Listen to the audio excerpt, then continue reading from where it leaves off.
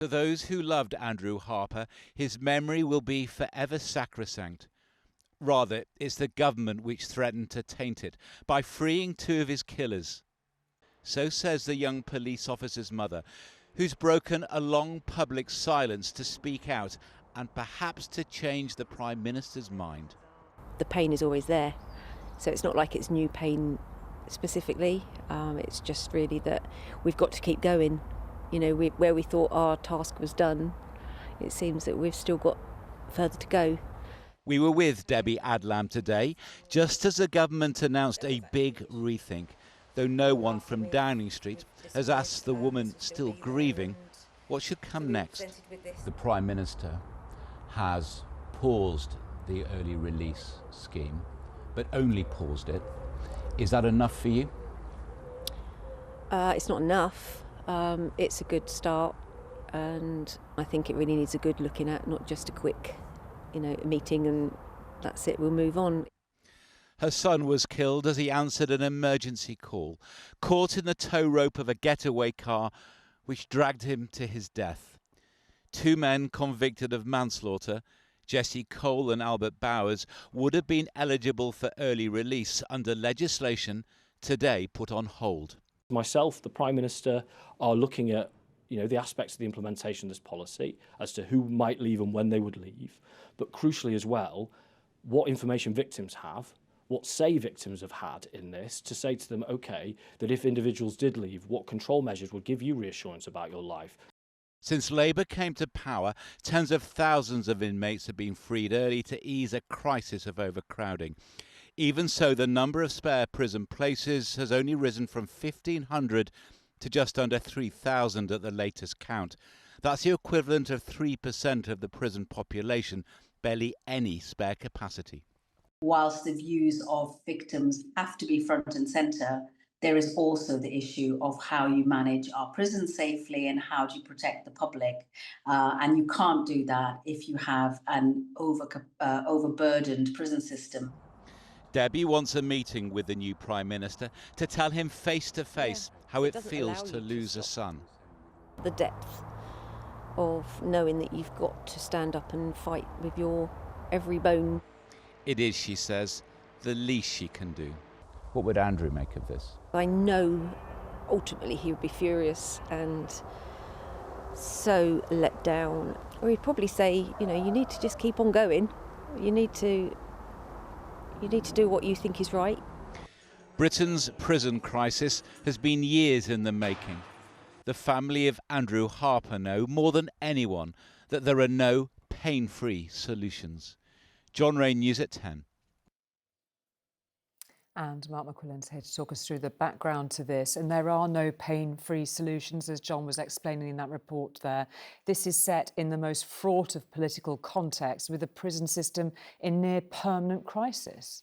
These challenges go back many years, Julie, if not decades. Funding has been a key issue in all of this, and the Ministry of Justice's budget in England and Wales has actually gone up in recent years, up from around £10 billion around the time of the pandemic to more than £13 billion now.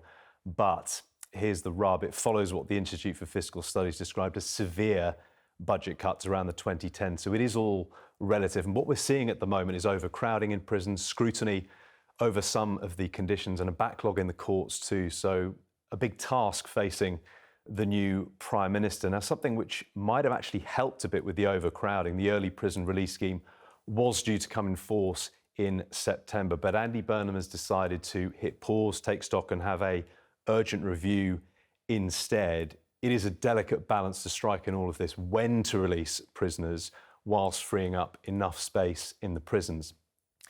Now, for anyone thinking, well, let's just get out there and build more prisons, charity the Howard League say it actually makes no sense to do that because we're struggling to staff the prisons we already have. So when you look at the context in all of this, it doesn't appear like there's any easy answers or swift solutions to this long-standing issue. OK, Mark, thank you very much indeed for taking us through all of that. Thank you. I want to start by just saying thanks very much for talking to us. How painful is it for you to have to go back over this terrible time? In all honesty, it's a different different kind of thing that I'm dealing with. We've been through so much. The pain is always there, so it's not like it's new pain specifically. It's just really that we've got to keep going. Where we thought our task was done, it seems that we've still got further to go. And everything's done in Andrew's name, and everything's done for justice for him. So, we live with pain. So it's not really new, but it's just different. So. Now, since we last spoke, the Prime Minister has paused the early release scheme, but only paused it. Is that enough for you? It's not enough. It's a good start, and it really is a good basis to begin working on some sensible alternatives and looking at options for going forward, because there's so many people this affects. It's not just us. It's incredibly personal to us, but it's not just us. And I think it really needs a good looking at, not just a quick, meeting and that's it, we'll move on. It needs to be looked at thoroughly, and that's what I'm hoping for. We want to see some results from it going forward. So, should it have had to come to this for you to have to relive the nightmare? We shouldn't have to be fighting again for Andrew, for justice for him. We're nearly 7 years on from the horrible night when it happened, and here we are still fighting. We want to do everything we possibly can to make sure that the best outcome for Andrew, who can't be here with us, we've got to protect his name and everything that he lost. After the outcry over the government's early release plan, there was an immediate reaction from the Prime Minister. But has anybody from Downing Street today called you up, been in contact to tell you we're putting it all on pause while we rethink? No, I've not heard from anybody. I've heard from many reporters and journalists. I've not heard from anybody from Downing Street. It would have been perhaps nice, but to be honest, I've been so busy. I'm not going to stop until we really have nowhere to go. But it would have been surely more than nice and more than polite. You are precisely the kind of person who is most affected by the early release of prisoners. Yeah. Aren't you the most important person for Downing Street to talk to? They haven't been in touch. What their reasons are, I'm sure they'll come up with something. But I haven't heard anything, so all I can do at the moment is just keep on keeping on. Andy Burnham has said they will now urgently review the legislation. Do you trust Andy Burnham to come to the right conclusion? I give him the benefit to find out. I don't really know. I've never been in this position before. Everything that we tread, every path that we're walking now is a very different one from most people's. A little bit of normality would be quite nice. And that's what we strive for these days. But, realistically, we are in this position, and we have to hope and pray that he hears us. Not just for us, but for others who don't have the voice. I'm lucky that our support from the public has been absolutely incredible. Rightly so. What happened to Andrew was absolutely horrific. And the police are supported despite many people that have their opinions, and obviously there are bad apples, but overall the public are very, very strongly with us on this. Do you think it's now impossible for these two killers of your son to be freed early? No, I think through my experience you can hope and pray and you can speak up, but what will happen is ultimately somebody else's decision. And I've been in this position where I've tried to campaign for things and everybody's got sympathy, but sympathy doesn't get the answers that you need. And I've learnt that, so I know it may make no difference. They could be used as an example of, we don't want that, we don't want it just for our specific case, but you know, we're talking really about the whole country being affected. Realistically, there is so many people across the UK that could be affected by this. If not now, then in the future. Just back to this decision, which may have taken a lot of people by surprise, this government putting the policy on pause. Has it taken you by surprise? It has really, because I've been involved in this particular situation literally for the last 2 days. I did a piece with a journalist who was working on the early release of offenders, and it was what I thought was going to be quite a small piece initially, and then perhaps lead on and follow it on for a little while. Really, I didn't expect the whole world to blow up like it feels like it has now, but I think that just shows the nature of the response from the public, and from, you know, the police forces and everybody really that has a conscience seems to be by our side, and for it to have gone straight to the top as it has is really positive.